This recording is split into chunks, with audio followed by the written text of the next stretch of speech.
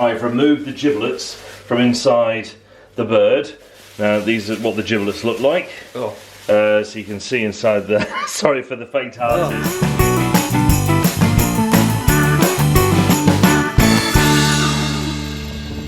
Hi, it's a little bit wet, it's a little bit windy.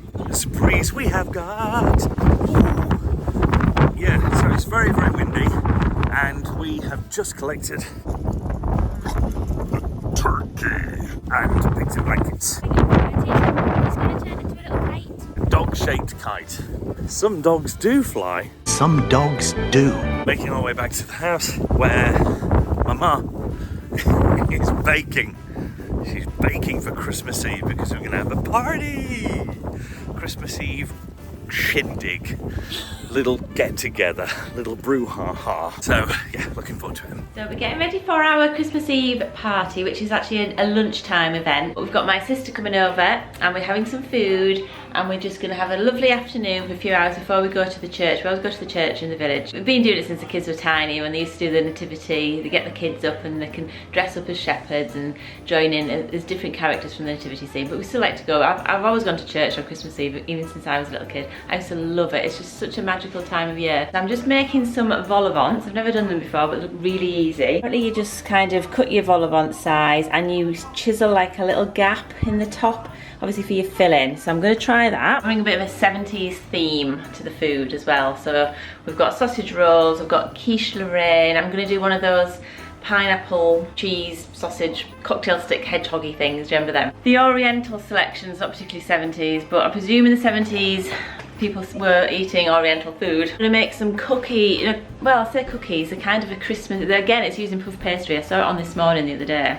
if anyone else was watching it, where you make little hearts and they've got cinnamon and chocolate and sugar in. Looks really nice. I'm gonna do that as well. In this lounge we haven't got all the lights on yet. I'm just waiting for the company to get a bit nearer to come in. We'll put the lights on. Teaser's had his walk. Holly and Chris have collected the turkey and the chipolatas. Ben lazing around over there. I'm gonna crack on with my food because it's 25 to 11. I'm trying to get it done for 12, maybe half 12. We're having a bit of a disaster with Teaser's ball. Look, I'll show you. This ball, ever since he was, well, there was one more before this, and then there was two more before that. Yeah, but he can't. That's when he was a puppy, and he kind of like chewed them to bits, didn't he? But this one, obviously, he's not really chewing as much anymore because he's not a puppy. But he's had it forever. I mean, look at it. It's bald. But this, I think he's had this one since 2020. He's had this. This has been to Ibiza. I think this is the lockdown one. It's been to Switzerland, Austria, Germany, France, Denmark. It's had this on our. It's been in all the trip. hotel rooms in Arbenra, in Dornbirn. Whenever we got to a hotel room last year travelling back, he just went straight to the suitcase. He knew his blanket and his ball was in there, so he saw us get it out and throw it. But so we've got a disaster it's a bit because poorly. It's got some surgery. It's split. Holly sort of knelt on it the other day, and it's kind of, because it's really fragile now, it's split. So it was already splitting before that. We've sellotaped it, guys. Look, it turned into a bit of a Pac-Man. We can't really glue it. I've tried putting a sock over it and tying it, and that worked. But he got confused. He's like, "Where's my ball gone?" I think he was getting a bit upset because he was like, I want to see my ball. I want to see the original." So we took out the sock, and the sellotape seems to be doing alright. And he likes it. He doesn't mind. Yeah.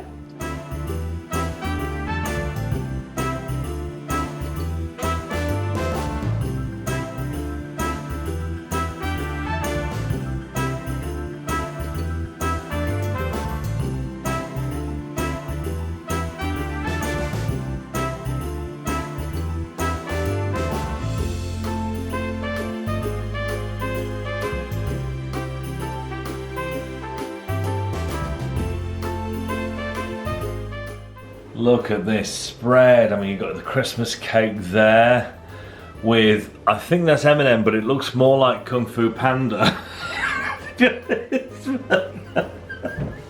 Anyway, we've got this spread in with a Yule log, all these party pieces, and Mum, as you've seen already, has done these vol au vents, all from scratch, all from bare scratch.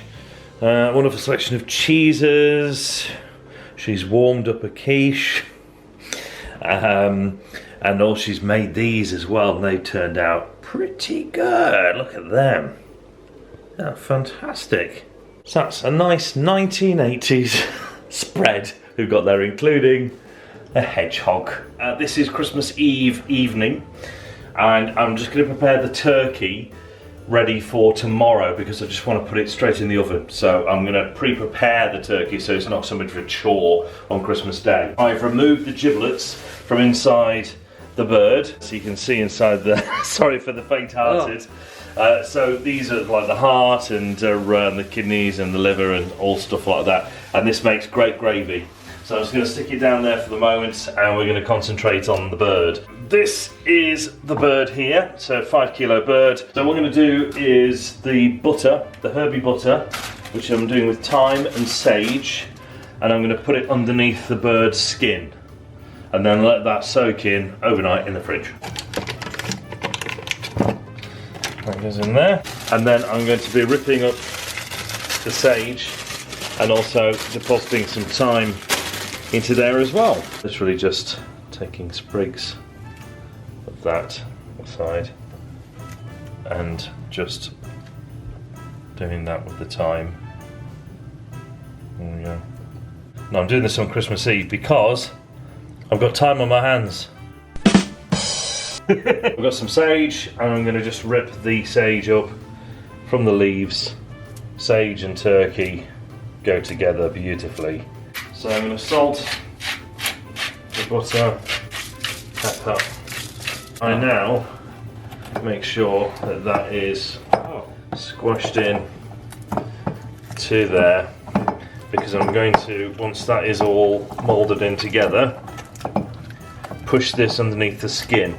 I'm going to put some orange zest into there as well and just put the juice of that orange in. I'm going to stick these in there that will steam nicely inside the bird. Get my spoon. Oh my god! Finding that there and separating there a little bit. Okay. What I'm going to do now with this butter is simply halve it, and I'm going to find the bit of skin there, separated the skin from the flesh, and I'm then going to just push this underneath the skin. Alright, and this will then, if I push that down the bird, that will just self-baste the bird now underneath the skin. And so what I'm going to do, I'm going to wrap it up again in foil, and then I'm going to soak that overnight, and then I'm going to cook the bird upside down tomorrow. Not me, but the bird. Good luck. And he just told me, if these, I don't know this, but apparently if the legs were not elastic together, they would flop all over the place. They would flop all over the place, yeah. When everything would just fall apart? Yes. Oh, cool.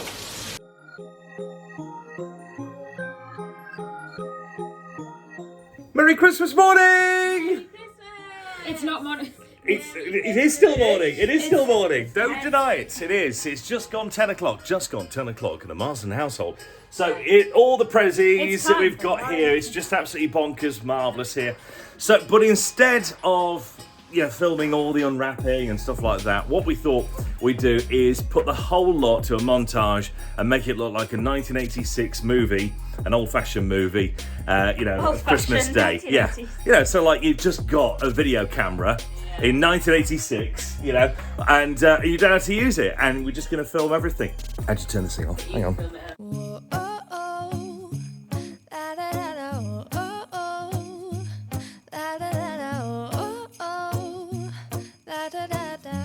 Making our Christmas memories.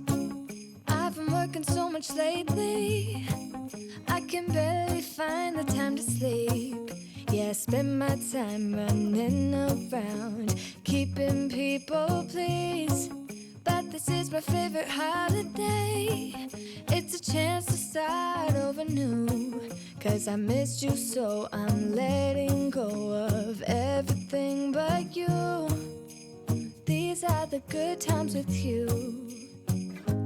Baby, this year it's just gonna be you and me. Hang by the fire and chill. Isn't this how it's supposed to be? Making our Christmas memories. Oh, and I've been longing to hold you Forget about everyone else. Isn't this how it's supposed to be? Making our Christmas memories.